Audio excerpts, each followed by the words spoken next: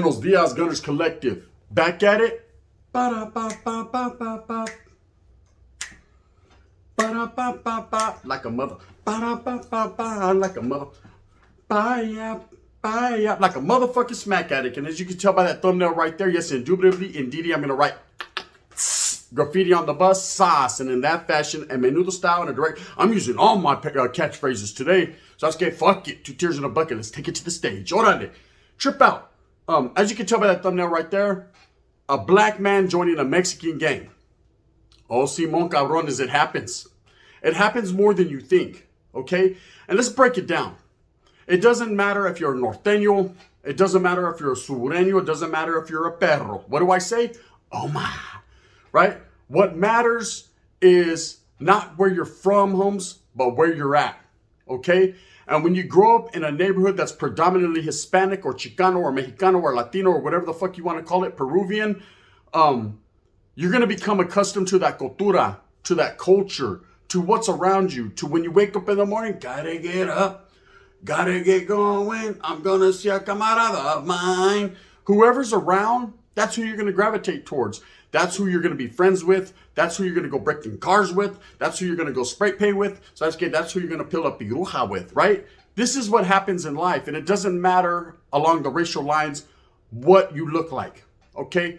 You could look like a struck match, vato. So you could look white as Casper the Ghost. So you could look fine and brown like the gun. Either way, at the end of the day, you're a product of your environment, okay? And I'm not trying to be too funny, but that's just me.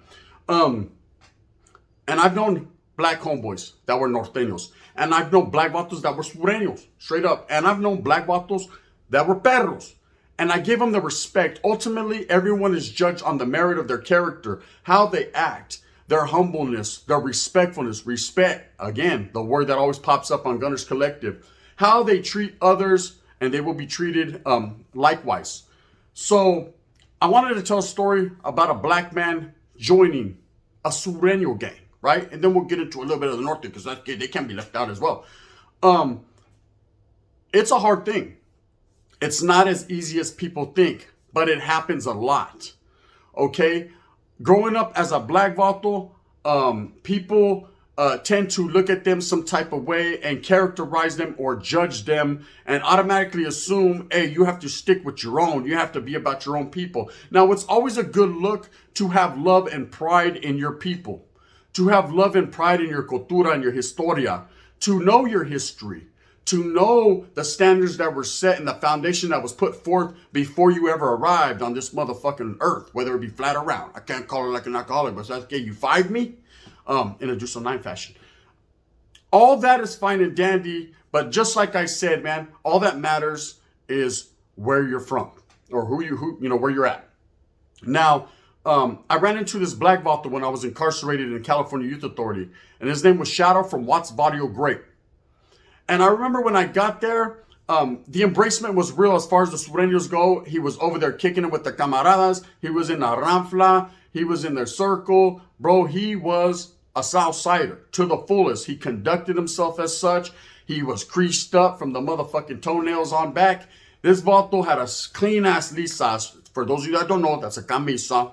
Only we call it lisa, right? He had a lisa on, tramados were on point, shoes were shined up. He carried himself and had that sureño look, right? Now, I know you say, well, what's the sureño look? So you know what the fucking sureño look is? That's the look he had, right?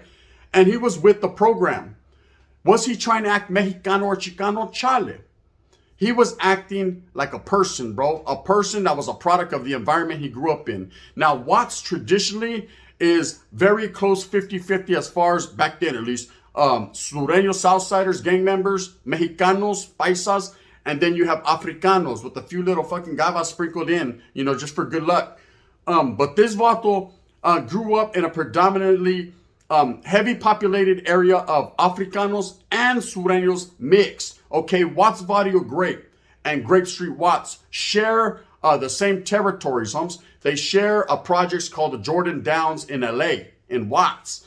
And this vato, being from the Jordan Downs, growing up, his familia moved from down south. When I say down south, I don't mean like the IE, vato. I mean, ¿sabes qué? Like Alabama, Mississippi. Say that one time, Mississippi. See, I can spell sometimes. Anyways, this Vatos family moved into the Jordan Downs projects, and he gravitated more towards the Mexicanos, towards the Chicanos, not because he was thinking bad about his own people or something traumatic happened in his life. Charlie, this was not the case. He gravitated more towards the Sul because he seen something and they instilled something into him that he fucking appreciated and he liked. He liked the get down. He liked the flavor.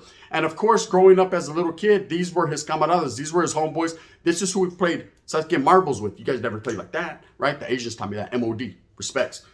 This is who he kicked it with. So growing up, there was always a little bit of turmoil with his people, meaning the Africanos, the Kripas in that area. I say Kripas, not Kripos. I know how to talk, so we call them Kripas. That's just the way it is. Anyways, someone tried to check me on that. I laughed. Anyway, so trip out. They looked at him a certain way.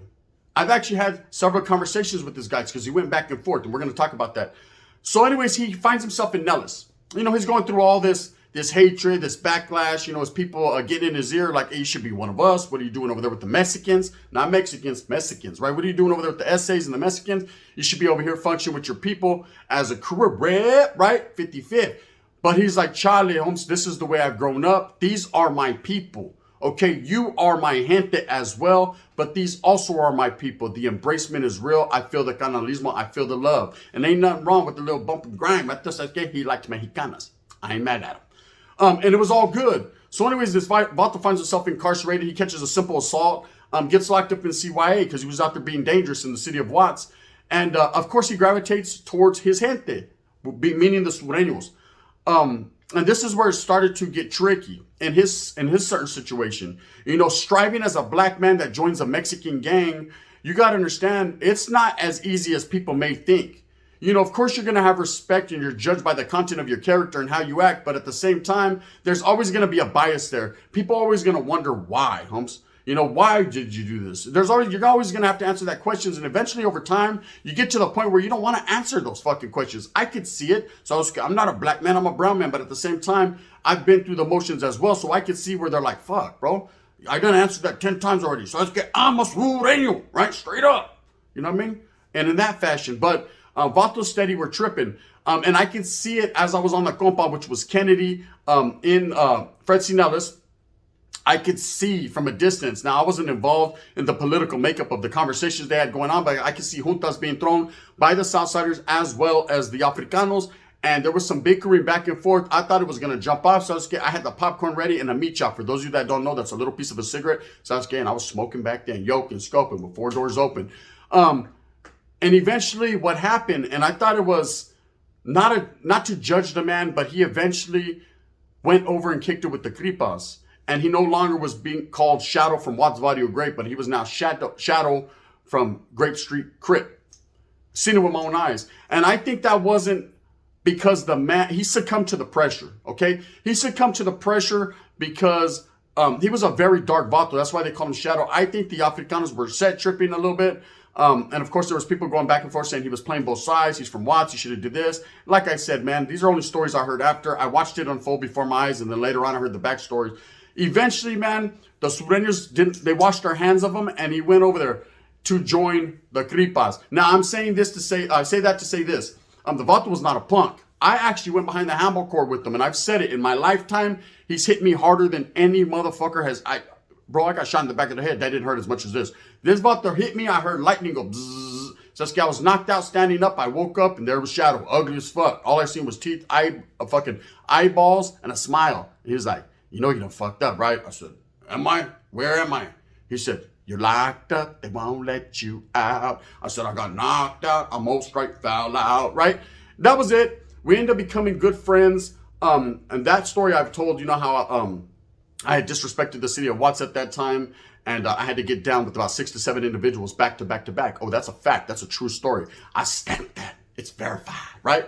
Anyways, that was one story I seen, and I thought it was very peculiar, and I thought it was also very, it was a tragic story because this Vato, who had a lot of love for the camaradas, had a lot of love for the Sureños, eventually got pushed out of the fold because it seemed like his name, his look, the way he carried himself was stirring up problems that nobody wanted to be involved in, man. It wasn't worth losing a lot of manpower and fucking up the whole programa for one vato, man. And that was unfortunate. Now, another Sureño I did come across, man, that joined a Mexicano gang as a black man was a vato de Playboys, right? Casper from Playboys. And I'll say this, on respects to that vato Casper, wherever you may be, that vato was with the business. Now, again, on the other side of the token, there's a flip side. So let's get to every coin. He was embraced. Africanos didn't even look his way, bro, because this was the type of vato that was true to the game. Meaning he was straight, super Sureño. He was gangster with it. He looked the part, he played the part, he was the part, he ate the part, he farted, and he was back the part again. It was what it was, bro. And it's a lot of respect for this guy. Again, another individual I got involved with as far as fucking throwing fisticuffs and Sasuke, it was a good one. A very good one, man. Respects to that vato. I can't take nothing from him. But you see the vato that's right there sitting on the thumbnail like this, right? He's also a Sureño from Georgia.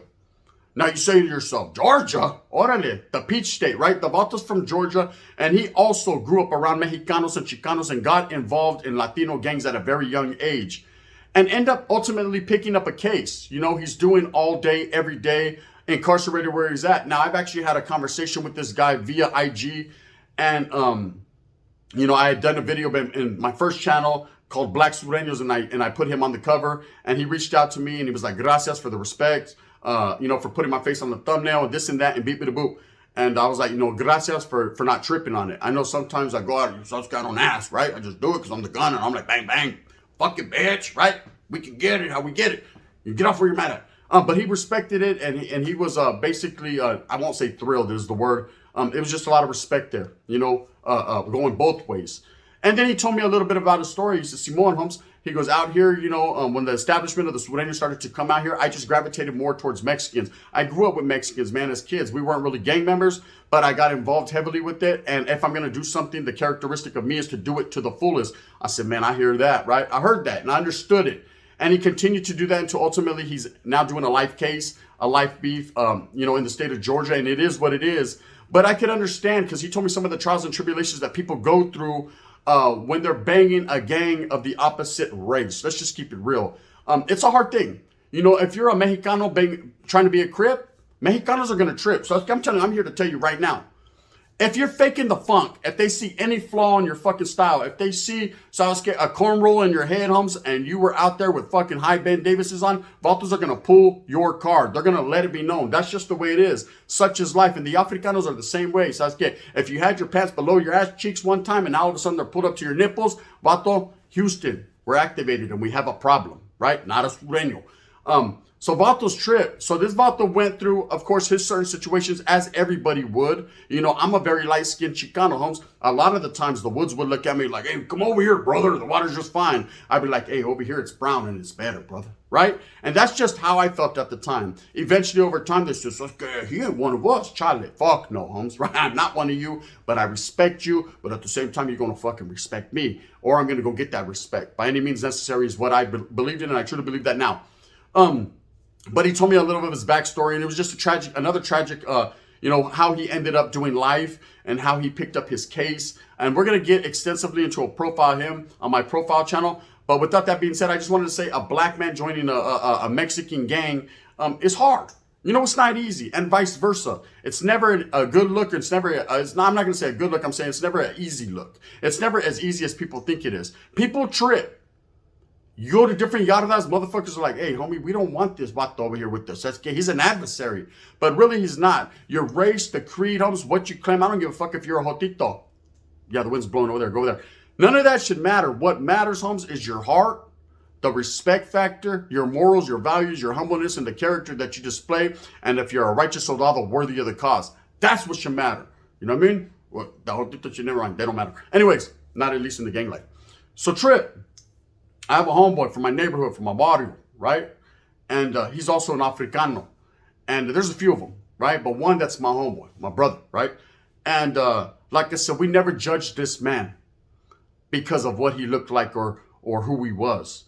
We judged him based on if he was ready to get off where the fuck he was mad at. And hey, you know what? In most cases, if not 99.9% of the cases, he got off before I did, right? He was quick to get off and pull up and pop like Curry. That's just his get down. That was his stilo. And I respected that. And it was only not about his gangster, but the type of man he was. He's a great father, a great family man. He grew up to be a righteous individual all the way around that still with the business. I'm not going to say his name out here. I've said it before, so I was scared. Those of them were said, no, you know what I mean? And in that fashion. But I just think, you know, in this gang lifestyle that people are living, there's a lot of misconceptions. There's two words that always come up: misconception and perception. Misconception being you think someone's one way, but they're really another. You judge a book by its cover. You don't really fucking know what's going on with Devate. Devate could be the hitter amongst all hitters, but people look at him some type of way. Just because he looks like Gargamel and he has a fucked up tooth, they automatically assume, you know, he's not about that life. So I was scared, hey, that tooth could get funky. He could get active and it's funky. You know, it acts up. Orale, Rico. Shit could act, you know, shit could get crazy. Don't judge a man on his looks or how dark he is or how light he is, man. Like I said, give everybody the respect. Everybody's created equally. Everybody starts out in that race on that same linea, Holmes. How you proceed from there is up to you, totally up to you, or the circumstances you find yourself in. You know, because it's not always, sometimes there's bad calls. Anyways, Trip. The other word is perception. Everyone perceives something to be one way when it's not. You know, if I come into a building, the white boys are like, hey, come over here, Wood. It's all good. I'm like, no, it's not. So I get, you know, pull something out. Are you sure you want that? And same thing with an Africano, you know, he walks in, they're like, oh man, there's a brother right there. Oh, is he? Yeah, he's a brother, man, but he's a brother from another mother. You know what I mean? He's over there with the essays, chilling like a villain and doing his thing. And then the opposite, you know, the opposite things, you know, you see a fucking, Mexicano walk in, the Sureños or the Norteños are like, hey, bro, come here, Holmes. You a homie? And he was like, Uncle Rip? You're like, oh shit. I guess he's not a homie. He's a homie, but he's not. To what degree of homie he is, we can't call it, right? So it happens. Such is life. But a lot of people judge over the history, you know, black men that join prison gangs. It's like a big elephant in the room. And I'm here to tell you right now, there's a lot. They're to be respected. They go hard in the paint for the most part, the ones that I've met. And I will say this, instead of judging them, get to know them as a person. Trip out on them. Hear their stories out. You know, I got a lot of Africanos that I grew up with. Fucking one, I lived right here, one fucking house in the hood. Homeboy lived right here, Africano, he's a homie. You know what I mean? Norteño. Exivita. He's down, right? And then you got another vato on the other side of me. So that's good. Correct. Merced Gangster Crip. Of course, over the time we started to shoot each other, but allegedly. That's neither here nor there. What I'm saying is, not a calle, not a barrio, not a hood. Nothing made the difference. What made the difference is the mentality of the man and what they like. Ultimately, it's what they like. It's who they want to kick it with. It's just, hey, if I grow up here, I have to be this. Charlie, man, there ain't no motherfucking manual, no written rules and regulations and rule book that says you have to be from that neighborhood or that barrio. So that's good. For the most part, we don't even want you, right? You don't have to be from that, Holmes. But people lean that way because they do it. You know, they experience that around them. And like I said, man, perception is a reality, man. Whatever's going on around you is what you start leaning to. You lean back. Lean back. Orale, you know what I mean? The remix. Anyways, with that being said, I just kind of wanted to put these stories out there, man, and kind of rectify any type of misgivings or any type of misfortune, because I've had a couple people get at me, you know, directly on the DMs talking about gun. What you know about a black vato joining the Mexican gang? You ain't black. I said, I wear it though, right? Look, I got a lot of Africano brother homeboys, man, a lot that I got love for, man. I love them to death, right? I respect them, and at the same time, man, I know that everyone got love for their own people, and everyone can get a little bit racial at times, and it shouldn't be like that, bro. We're all on the same footing, Humps. We're all in the ghetto. We're all in the projects. We're all in the hood, and if you ain't, that's good. That's because you got paper. That's good. The wind blew that day. Anyways, with that being said, I hope that you move fast with a purpose. I hope that you get out there and get everything that you want coming to you. Doesn't matter if you're black or brown or green or no amarillo. You know, we don't do that. Or Asian or whatever the case, Italiano, and you're like, hey, yeah, all I want to speak. So I don't care. It's all love in the hood if it's all good, and it should be. You know, it's really the real deal, Holyfield with 2 ears. Anyways, with that being said, I hope that you like and subscribe. If you don't like this spirit, you're like, you're a baboso, you're a clown, you're funny, you're stupid, boo, you don't hit that likes up. If you do, you hit that thumbs up and that like. If not, you can hit that thumbs down. Heavy as the head that wears the crown. I'm going to continue to be the payaso, also known as the gun loc, and the clown. We're going to do it like that. And in that fashion, I'm here for the unity of all raza. I'm here not to be positive or negative, but to be real, really the real deal, Holyfield, and that's all I can be. With that being said, I hope you guys have a very productive day. This is the gun, menudo. Bang, fucking bang, bang.